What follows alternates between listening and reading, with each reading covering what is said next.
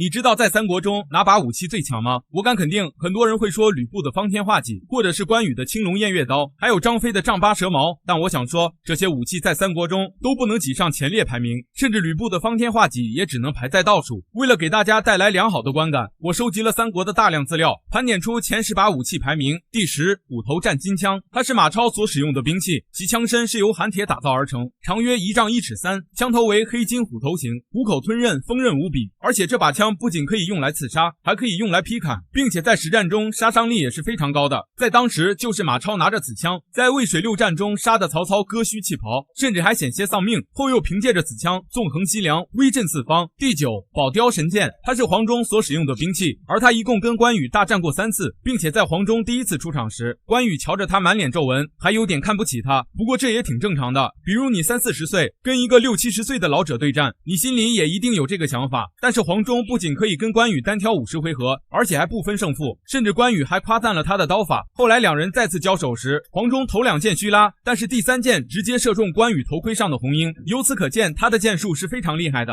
而跟赵云和马超相比，关羽的躲箭能力确实很弱，甚至他还有重剑虎的称呼。第8，青钢剑，它和倚天剑原本是一对宝剑，并且他们还被称为绝世双剑，而它是曹嵩的父亲无意间搜出来的，其可达到削铁如泥，于是就被他当成宝贝收藏起来了。在曹操起兵时，他就从父亲曹嵩那里要了过来，并且还成为了他的佩剑。但别说这对宝剑还非常有用，甚至多次救曹操于危难之中，因此曹操也就十分的爱惜。但是后来势力大了，就用不上了，于是就将其给了夏侯恩。但是夏侯恩是个草包，在长坂坡时给赵云秒杀了，并且青钢剑也被赵云夺走，而后来他就在赵云手中大放异彩。第7，丈八蛇矛，它与青龙偃月刀是齐名的神兵利器，自打被锻造出来后，就一直跟随张飞斩将杀敌，并且还立下赫赫战功。而它还被称为丈八点钢矛，其矛杆长1丈，矛尖长8寸，刃开双锋，还呈游蛇形状。虽然外表它看起来极其简单，但是制造起来却非常的复杂。但不过它与方天画戟完全不同，因为它的实用性很强，并且杀伤面积还非常大，而被刺中的敌人伤口非常难愈合，又因为古代战场缺医少药，所以不愈合的伤口会很快被感染，甚至还会使其丧命。第6，七星宝刀，该宝刀是王允所拥有的，虽说是宝刀，其实也就是一把匕首。传说此刀是由上古神铁锻造而成的，可达到削铁如泥。后来在刺杀董卓的行动中，王允将该刀送给了曹操，并且让他前去刺杀董卓。但是在刺杀董卓的时候，被董卓给发现了，于是曹操为了保命，就将该刀送给了董卓。但是董卓死后，此刀就下落不明了。第5，方天画戟，它是吕布所使用的武器，其属于重兵器，与枪和矛等轻兵器不同，因为它使用起来不仅复杂，功能还极多，并且需要非常大的力量和技巧才能掌控它，因此它在一般人手里完全不能把它发挥到极致，甚至还能说是废铁。所以它在吕布手中一定是一个可以让无数英雄豪杰甘拜下风的武器了。但是只从它的本身上来看，缺点还是非常致命的。第4，双铁戟，它是典韦所使用的武器，其重达80斤，而它挥舞起来虎虎生威，威力还巨大，并且在战场上很少人会与典韦的双戟正面硬刚。在宛城之战中，张绣计划袭击曹操，并且在袭击曹操前，他们竟先把典韦灌醉，然后趁机让胡车儿偷走典韦的双戟。由此可见，典韦的双戟对敌人的震慑作用是非常大的。而事实上，典韦的双戟被偷走后，战斗力确实大打折扣，并且最后还被一群小兵给围攻而死，这是非常遗憾的。第3，龙胆亮银枪，它是常山赵子龙所使用的兵器，而它作为历史上的10大名枪之一，再加上百鸟朝凤枪法，基本上天下无双，并且它还靠着该枪法使它战功赫赫。而此枪重达42斤，但是赵云舞动起来却是非常简单。如果说该武器不重，也是对赵云这种武力值与体力值来说，要是换成别人，别说舞动起来，感觉连抬起来都非常难，更何况他还骑着马挥舞。由此可见，赵云7进7出将刘禅救回来有多厉害了，因此将其排在第3。第2，青龙偃月刀，它是关羽所使用的武器，其重达82斤左右。由于关羽使用它斩杀了非常多的武将，所以后世还称青龙偃月刀为关刀。但是在关羽被杀后，该刀就被东吴将领潘璋夺走。后来关羽的儿子关兴杀掉了潘璋，为父报仇，